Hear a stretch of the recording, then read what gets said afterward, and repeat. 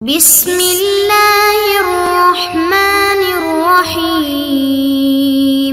السلام علیکم معزز طلبہ کرام، آپ سب کیسے ہیں؟ آج ہم نور الانوار کے سبق نمبر 333 کو پڑھیں گے۔ آج کے ہمارے سبق کا عنوان ہے ایک اور مجازی معنی۔ آج کے ہمارے سبق کی عبارت ثم ذکر مجازا آخر لہا سے شروع ہوتی ہے۔ آج کے سبق میں ہم او کا ایک اور مجازی استعمال پڑھیں گے، تو اسی حوالے سے آج کی ہماری عبارت ہے۔ تو آئیے سب سے پہلے ہم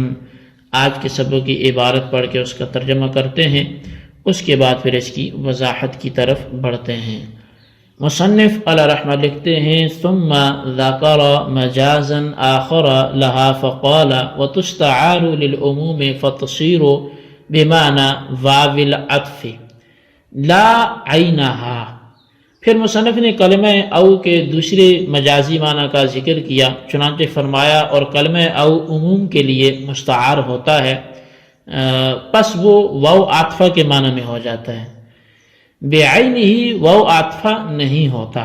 یعنی کما ان الواو تدل علی اثبات الحکم للمعطوف والمعطوف علیہ کلیہما فکذلک او فتکون بمعنى الواو،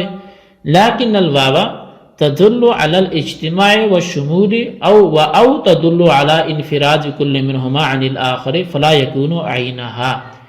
یعنی جس طرح کلمہ واو معطوف اور معطوف علیہ دونوں کے لیے اثبات حکم پر دلالت کرتا ہے، اسی طرح کلمہ او ہے، پس کلمہ او واو کے معنی میں ہو جاتا ہے، لیکن واو عاطفہ اجتماع اور شمول پر دلالت کرتا ہے، اور کلمہ او معطوف اور معطوف علیہ دونوں میں سے ہر ایک کے دوسرے سے علیحدہ ہونے پر دلالت کرتا ہے، لہذا کلمہ او بعینہ واو عاطفہ نہیں ہوگا۔ ابھی تک جتنی ہم نے عبارت پڑھی اس کا ترجمہ کرتے ہیں، اس کی وضاحت کرتے ہیں، اس کے بعد پھر ہم آگے بڑھتے ہیں۔ یہاں تک جو ہے وہ شارح یہ کہتے ہیں کہ مصنف کلمہ او کے ایک مجازی معنی اور بیان کرنا چاہتے ہیں، یعنی ایک اور مجازی معنی وہ بیان کرنا چاہتے ہیں، چنانچہ فرمایا کہ کلمہ او عموم کا فائدہ دینے کے لیے مستعار ہے، یعنی کلمہ او مجازن افادہ عموم کے لیے مستعمل ہوتا ہے، لہٰذا اس صورت میں او واو کے معنی میں ہوگا، لیکن بعینہ ہی واو نہیں ہوگا۔ حاصل یہ ہے کہ جس طرح واو عاطفہ معطوف اور معطوف علیہ دونوں کے واسطے حکم ثابت کرنے پر دلالت کرتا ہے، اسی طرح کلمہ او بھی کلام منفی میں دونوں کے لیے منفی حکم ثابت کرنے پر دلالت کرتا ہے، لیکن دونوں کے درمیان اتنا فرق ہے کہ واو عاطفہ اجتماع اور شمول پر دلالت کرتا ہے، اور کلمہ او معطوف اور معطوف علیہ دونوں میں سے ہر ایک کے دوسرے سے علیحدہ ہونے پر دلالت کرتا ہے۔ یعنی کلمہ واو اگر کلام منفی میں داخل کیا گیا تو معطوف اور معطوف علیہ دونوں کے اجتماعی طور سے نفی ہوگی، اور اگر کلمہ او داخل کیا گیا تو دونوں کی نفی الگ الگ ہوگی۔ مثال کے طور پہ قرآن پاک میں ارشاد ہوتا ہے وَلَا تُطِعْ مِنْهُمْ آثِمًا أَوْ كَفُورًا، یہاں او کفورا کے معنی ہیں ولا کفورا، لہذا دونوں میں سے جس کی بھی اطاعت کرے گا تو منہی عنہ کا مرتکب ہوگا، یعنی عاصم کی اطاعت کرے گا تو بھی وہ جس سے منع کیا گیا تو اسی کا ارتکاب کرنے والا ہوگا، اور اگر کفور کی اطاعت کرے گا تو بھی منہی عنہ کا ارتکاب ہوگا۔ تو بہرحال حکم منفی یعنی عدم اطاعت دونوں کے لیے الگ الگ ثابت ہے، اور اگر بجائے او کے واو ہوتا یعنی ولا تطع منہم آثما وکفورا، تو اس صورت میں عدم اطاعت کا حکم دونوں کے لیے اجتماعی طور پر ثابت ہوتا، یعنی دونوں کی اطاعت کرنے کی صورت میں منہی عنہ کا مرتکب ہوتا اور کسی ایک کی اطاعت کرنے سے منہی عنہ کا مرتکب نہ ہوتا۔ بس کیونکہ ان دونوں کے درمیان یہ فرق ہے، اس لیے کلمہ او بعینہ ہی واو عاطفہ نہیں ہوگا، لیکن واو عاطفہ کے معنی میں اس کو ہم استعمال ہونے والا ضرور کہیں گے۔ اچھا، جتنی ہم نے عبارت ابھی تک پڑھی تھی اتنی تو اس کی وضاحت ہو چکی ہے، اب ہم مزید اپنی عبارت کو آگے بڑھاتے ہیں۔ وَذَلِكَ أَيْ كَوْنُهَا مُسْتَعَارَةً بِمَعْنَى الْوَاوِ إِذَا كَانَتْ فِي مَوْضِعِ النَّفْيِ أَوْ مَوْضِعِ الْإِبَاحَةِ لِأَنَّهُمَا قَرِينَتَانِ لِهَذَا الْمَجَازِ وَلَا يُصَارُ إِلَيْهِ إِلَّا بِقَرِينَةٍ۔ اور وہ یعنی کلمہ او کا واو کے معنی میں مستعار ہونا اس وقت ہوتا ہے جبکہ کلمہ او نفی کی جگہ میں یا اباحت کی جگہ میں ہو، اس لیے کہ یہ دونوں اس مجاز کے لیے قرینہ ہیں اور مجاز کی طرف بغیر قرینے کے رجوع نہیں کیا جاتا، جیسے اس کا قول بخدا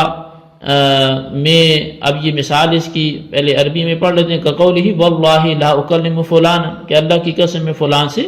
بات نہیں کروں گا، او فلانا یا فلان سے نہیں کروں گا، حتی اذا کلم احدہما یحنس ولو کلمہما لم یحنس الا مرتن،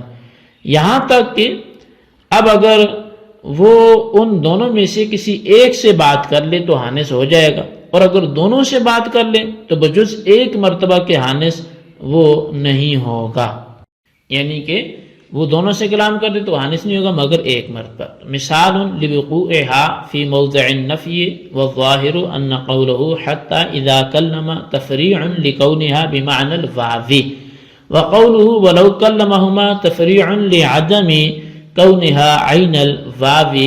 يعني اذا كانت بمعنى الواو فيحم الحنس بتكلم احدهما ايهما كان، اذ لو لم تكن بمعنى الواو لم يحنس الا بتكلم احدهما، فاذا تكلم باحدهما ارتفع اليمين وحنث به، ثم بتکلم آخر لم يتعلق حکم الحنس۔ یہ کلمہ او کے مقام نفی میں واقع ہونے کی مثال ہے، اور ظاہر یہ ہے کہ اس کا قول حتی اذا کلم کلمہ او کے واو کے معنی میں ہونے پر متفرع ہے، اور ولو کلمہما کلمہ او کے عین واو نہ ہونے پر متفرع ہے، یعنی کلمہ او جب واو کے معنی میں ہے تو ان دونوں میں سے جس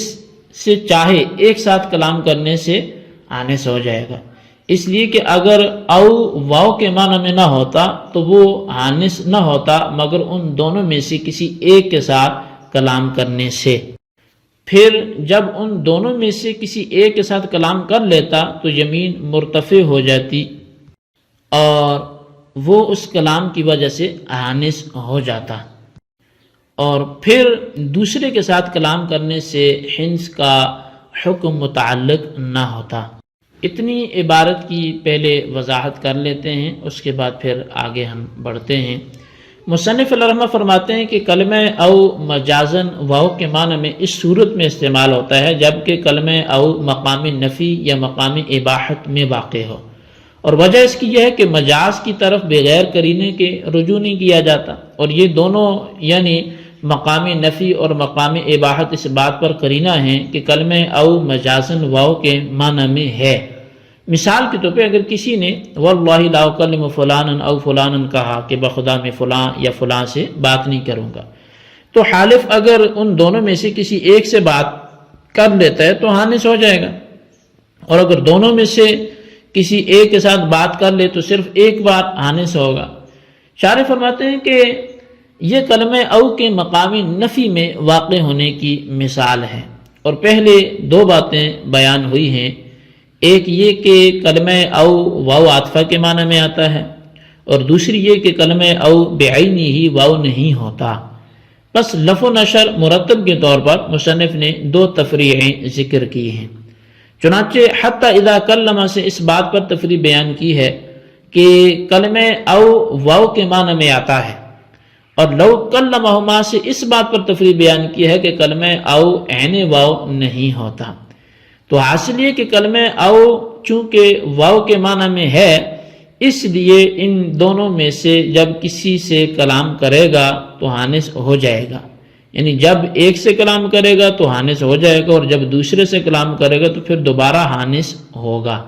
اور اس پر دو کفارے واجب ہوں گے، کیونکہ اگر کلمہ او واو کے معنی میں نہ ہوتا تو حالف صرف ایک ساتھ کلام کرنے سے حانس ہو جاتا اور یمین مرتفع ہو جاتی، پھر دوسرے کے ساتھ کلام کرنے سے حانس نہ ہوتا، اس لیے کہ کلمہ او احد المذکورین اور احد الامرین کے لیے آتا ہے، نہ کہ امرین اور مذکورین دونوں کے لیے، پس حنس کا عام ہونا یعنی دونوں میں سے ہر ایک کے ساتھ علیحدہ علیحدہ کلام کرنے سے علیحدہ علیحدہ 2 بار حانس ہونا اس بات پر دلیل ہے کہ یہاں کلمہ او واو کے معنی میں ہے۔ جی طلبہ کرام، یہ ہمارے آج کے سبق کی عبارت، اس کا ترجمہ اور اس کی وضاحت تھی۔ آج ہم اتنا ہی اس کو رکھتے ہیں، آگے مزید اس کے احکام بیان ہوں گے، اس کو آئندہ سبق تک انشاءاللہ ہم اس کو مکمل کریں گے۔ یہاں تک اس کو اچھی طرح نوٹ کریں، اس کے خلاصے کو اپنے رجسٹر پر لکھیں اور ان سوالات کے جوابات دیں۔ سوال نمبر 1 یہ ہے کہ او کا ایک دوسرا استعمال جو بیان ہوا وہ کیا ہے، اس کی وضاحت کریں۔ اور سوال نمبر 2 یہ ہے کہ جب او واو کے معنی میں ہوتا ہے تو